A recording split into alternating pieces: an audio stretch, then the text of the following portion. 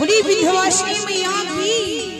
और आइए उनको बुलाते हुए मनाते हुए कहना क्या, लाल रंग से नूना लाल रंग पोतरिया ओके लाल रंग लाल रंग से नूना लाल रंग पोतरिया ओके लाल रंग ओके लाल रंग मायके तन पे सोहे चुनरिया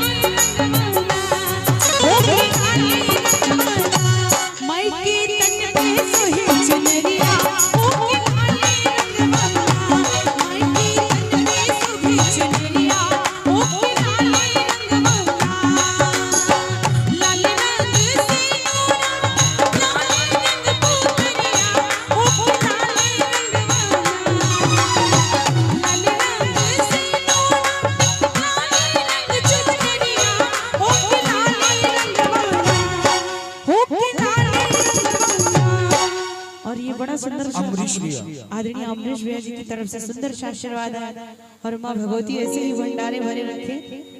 लाल रंग से नूना लाल रंग पोतरिया ओके लाल रंग लाल रंग से नूना लाल रंग पोतरिया ओके लाल रंग ओके लाल रंग मायके तन पे सोहे चुनरिया ओके